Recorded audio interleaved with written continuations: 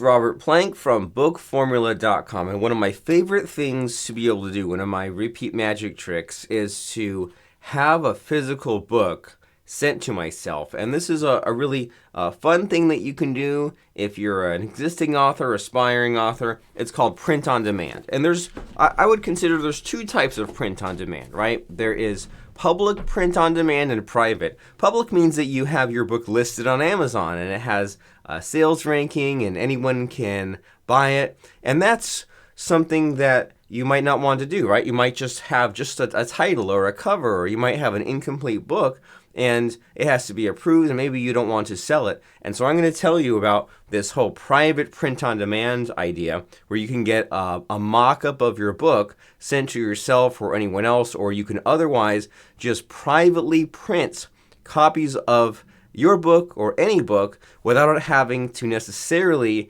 be for sale on a public marketplace. And it's done using, if I can switch to my correct screen, it's done using basically three tools, right? We have the inside of our book, which is the Word document. It's called the interior or the manuscript. Then we have the cover, and the cover can mean things like front cover, back cover, and then the spine. And then it all comes together using this service called Lulu.com. And I'm not sure if you could call it free. It's like you print a book and it's whatever it costs, plus they add a little percentage on. And you can order one book or you can order 500 books. And those are the tools you're going to be using. And by the way, if you have any questions about me zipping through this, or you say, hey, I'd like that exact tutorial or template, my course for this is bookformula.com. But we're just going to speed through and look at what we have here. So this is a client of mine, really smart guy named Jonathan Crutchfield, and he dictated out some chapters of his book, and we ran it through a AI tool called Descript, which transcribes it.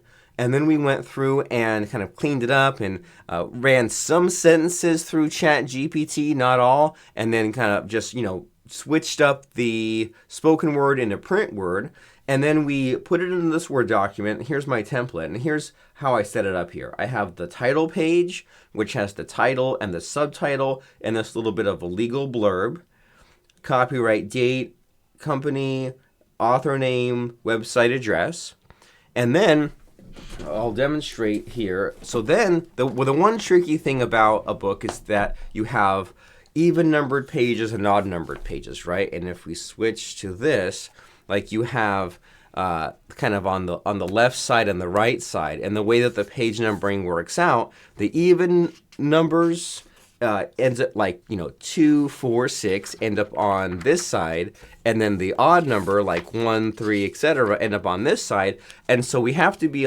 slightly careful about starting our book chapters over here on the right side, because it would look kind of weird if like a chapter started here. And then likewise, when it comes to your table of contents, it's a similar idea, right? You want to have the table of contents sort of start here. So that's one thing, just a little bit to keep in mindful of. And your best friend shortcut key for that is Control-Enter. Control-Enter, you can do a page break. And then there's also a thing in Word called a section break, where you can have like one section like without headers and footers. Like if I double click up here, see it says section 1. And then I go and I have the title page. I have a blank page, right? Because you want to have like the other end of the book. And then we have a kind of an inside cover page, and then a blank page, and then a table of contents, which is auto-generated, and then a blank page, if that makes sense. And then the book contents begin. But what we did here is we said, I believe, this is hard even for me to notice, layout breaks, section break next page. So that's a little hidden feature there. And we're getting a little deep into the weeds as far as book formatting, but there's a page break and a section break, right? Page break, you have text, and then wherever you're at, you just go to the next page. Section break means you can then have a different header and footer moving forwards, and that's how we have that first section has like title, page, table of contents, and then a section break to then begin numbering the pages. And then the other, I guess, sort of crash course as far as book formatting are the headers. So we have normal text, which is all this, and then we have a chapter title, which we kind of have the text, and then we go up to this formatting area and make that a heading 1. And then we go and have the section titles, kind of the breaking up the chapter into smaller pieces, and that's a heading 2. And we just have the text, go up here, click heading 2.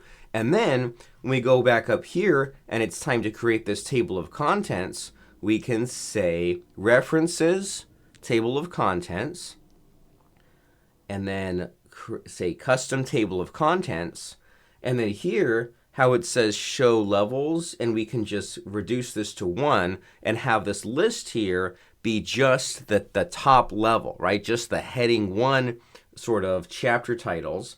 And then when you create this, it generates this whole list here, including page numbers. And then whenever you update things, you can go and right click and update fields, update entire table. And so now you have an auto-generated table of contents. And I believe that's about it as far as the nooks and crannies of formatting a book. We have that kind of as the layout. We have the section breaks. We have the heading 1, heading 2. We have the table of contents. And Google Docs keeps almost getting there. Oh yeah, one other thing. But Microsoft Word is kind of what we use because it has just enough of these book publishing features. The one final thing is we go to home, print, page setup, and then you're welcome to pause the video or take notes about how I format this template as well. So we have a 1-inch margin on either side because you don't want text to be too close to the sides here. So 1 inch on either side, and then 1/2 inch on the top and bottom. And then we say the paper size is 6x9. That's kind of like a standard book, like a piece of paper. You know how that works. That's like 8.5 by 11. But then an average book size is 6x9. And sure, there's other sizes, but you're going to just get it in your own way if right out of the gate you try to mess around with custom sizes. So we said about a 1-inch margin and then a 6x9 inch size for your book. And then with that, oh boy, let's just cancel that. And then what that ends up giving you as well, one other final thing, is I put my page numbers on the bottom center. That way, whether my page is on the left or the right, I don't have to think about it too much.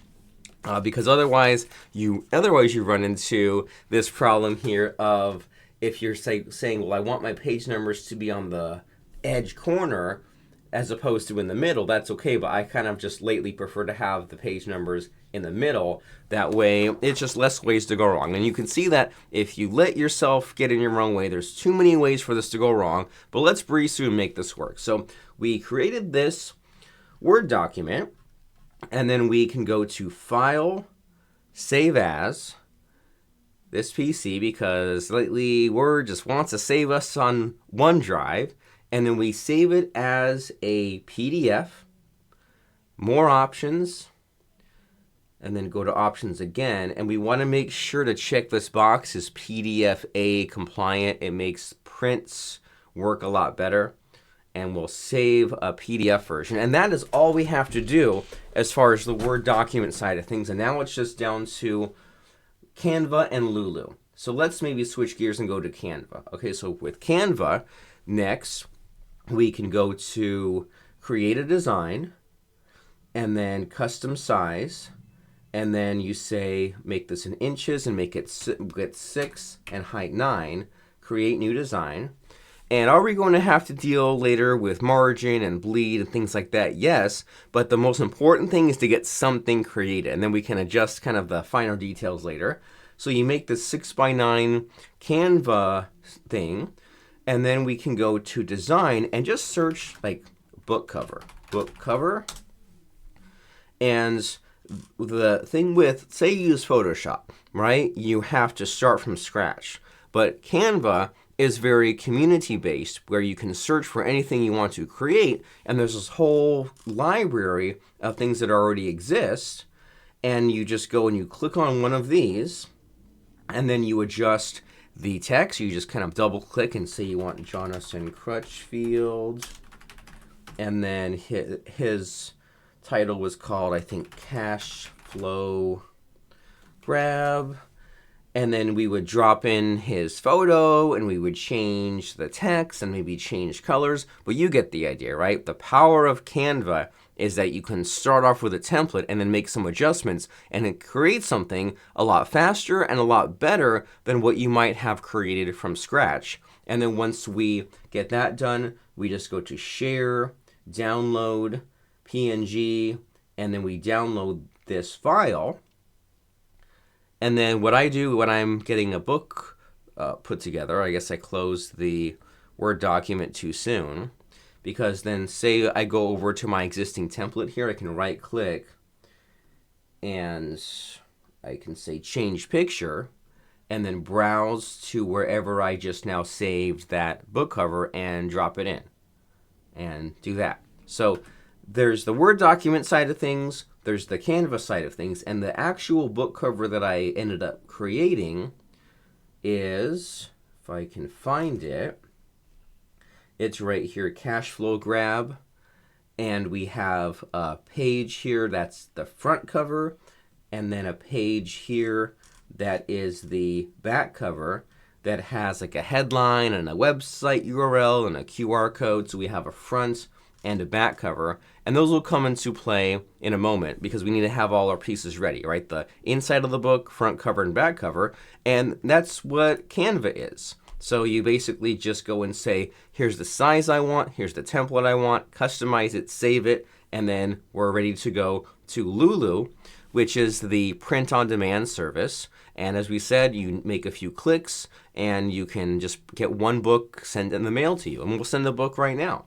So we go to My Projects, and here's a list of all the books that we have previously created. There's literally hundreds. I have a client where we put out, so we have 403 different books that we've created in this account.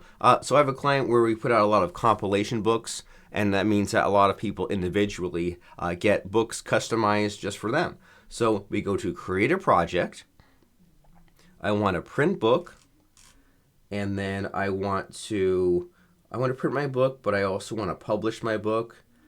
And here is where you can, if you click on this button to list your book on the Lulu bookstore, then you can actually have a link where you can, it's not like listed on Amazon or anything like that, but you can like send someone and say, hey, if you want to order my book, it's not on Amazon, but you go here, you fill in your credit card, and for like $4 or $5, then you automatically get a book sent to you. So that's kind of cool, as long as you uncheck that. But I think for now, since our book's kind of halfway done, we're just going to focus on printing our book only, okay?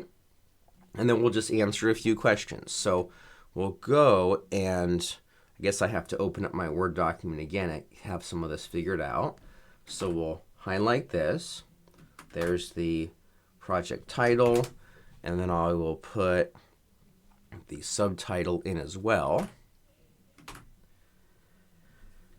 And then book language is English, and then book category, I always do business. And a shortcut for you is to bring this drop down and then start typing English. So we just say English business. Click on design your project, and then upload our PDF file. So click on this and then browse to wherever we just saved that Word document. Here it is. So double click on that and then give that a moment. Then scroll down. And then as far as the interior, I always go black and white standard. If you choose anything else, your book will be prohibitively expensive. It might be a $10 or $20 book just to print it. So I always do black and white standard. And then paper type, I always do 60-pound white. Then for the book binding, I almost always do paperback. And then for a cover, I always do glossy. I think that it comes out a lot better when it's kind of a shiny cover as opposed to the matte cover. It's kind of like, it always feels like there's like dust on it or like dirt or something. So we do a glossy cover. And then the only kind of tricky part here is the cover. And all these tools have like cover creators and things like that. But I like to live dangerously, and I download this template, and then so I do a couple of things here. So it gives us these dimensions, and we will create a document in Canva, and then put in this template, and then overlay our other items on top of that. And you'll kind of see how I live dangerously with this. So we get our dimensions first, and this is in inches. So we create a design. Oops, let me move my head out of the way. So create a design, custom size in inches. So there's the width, and then there's the height. And you might notice if you're number inclined that this is a 6x9 book. Well, let me cover, 9.25. It's a 6x9 book, but then it's double the size because they're actually we're going to make a cover like this, like front, spine, back. So it's kind of more than double the size, and there's also extra space on the edges. So here's the actual size. Click Create New Design. And then in Canva here, we're going to say Uploads, Upload Files, and then we'll browse for that template that we had just uploaded. And I hope it all uploads in one and doesn't try to make it layered on me, but let's find out in a moment. Oh yeah, it's trying to make it into like other projects. So if I click, oh, okay, click on that, drops it in, kind of makes in other pieces. So maybe I can highlight and I can group and then I can lock. So that way I just put what I want on top of that. I go to uploads again, upload files, and now I'll upload my front and back cover. So I will say, here's the front and back. I'll just take a moment. And then I can click on the back cover and put it over here. Click on the front cover and put it over here. And then we get to some trickiness where we have to leave room for the spine to have the book title and author name on the side. But we also have to fill more area than we need. That way there is the bleed. So we have to be a little tricky with the sizing here. So I need to get my guides here. So I go to File, Settings, and Show Rulers and Guides. And then now I can kind of create a little training wheels here. So if this is 12.465, then there's where the center is. And then that will kind of help me to, whoops, why can't I? What happened there? Did I lock too much?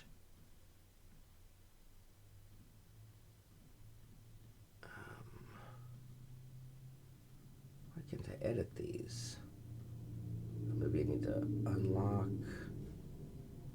Okay, got the page unlocked. And so it's sort of up to you on how you want to position this. So we want to get these outside of the margins. So we'll just kind of put the margins there. And sometimes I can be precise as far as when where I put these, but today is not one of those days. We'll just put this. So we'll kind of position this on the edge of the margin and then enlarge it to try to fit it all. It's up to us how we do it. And then position this other piece and then enlarge it. And if you have some kind of a pattern that like goes into one and ends in the other, you might want to be more precise. But this gets the job done for us. And so we'll do something like that. And then, so that's the front and the back. And then we want to add a spine. So we'll say elements, shapes, and then put this, like sort of resize this one.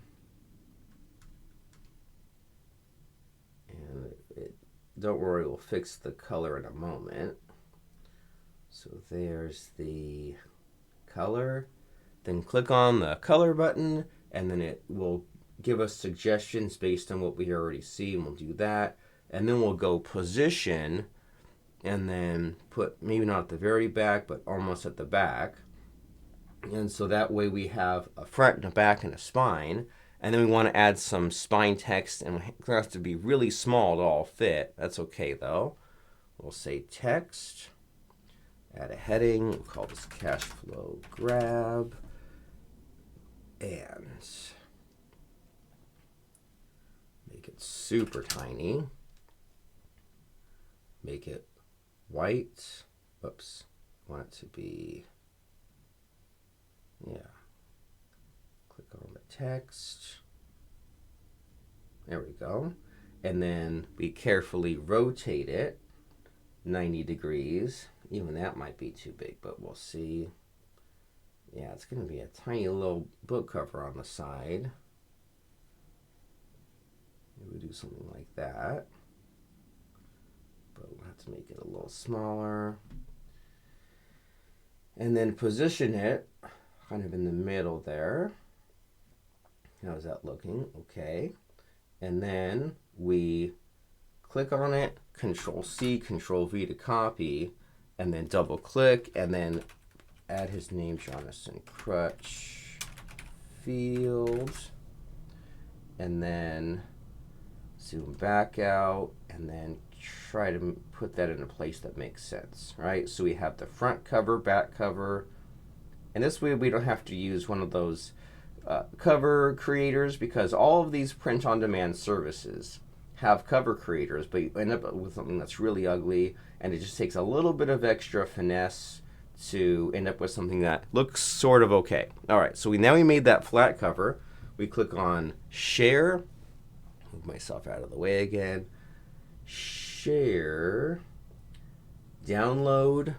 Make this a PDF print, and then flatten PDF, and then make the color CMYK.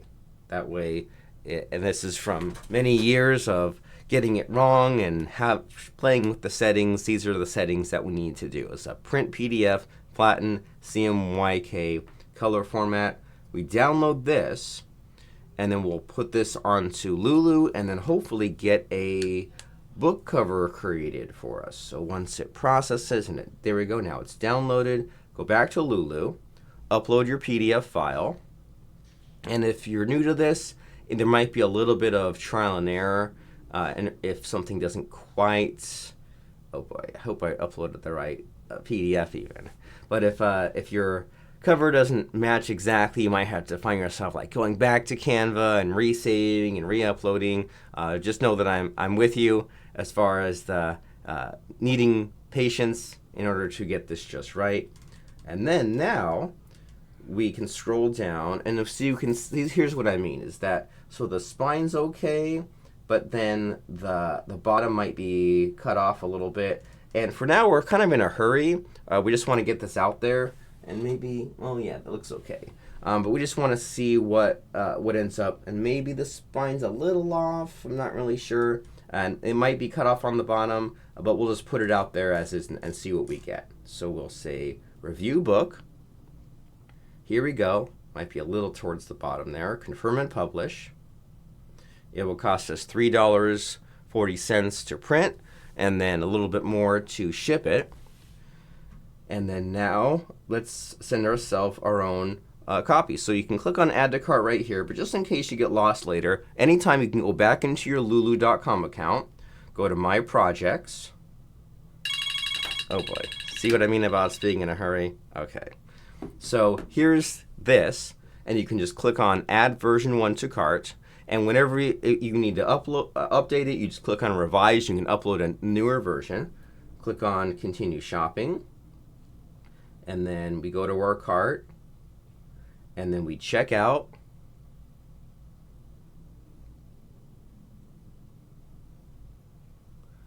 And then we just enter our, and I think usually like, I think Welcome 15 used to work. Yeah, but that doesn't work anymore. So if you want a little bit of a trick, you can go to Facebook and then go to lulu.com. And then on there, say you're ordering like 100 books, you can get a little bit of a discount for you here. So Writer's Desk 15. That's how I get the latest coupon.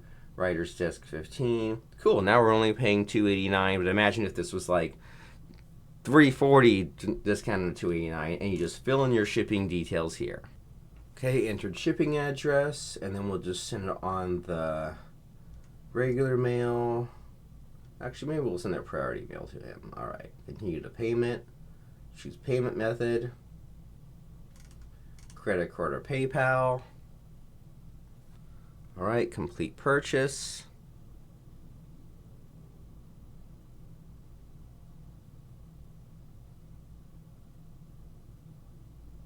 And there we go. Now that book is ordered, sent out, and we used these tools to do it. We used lulu.com to kind of do most of the work.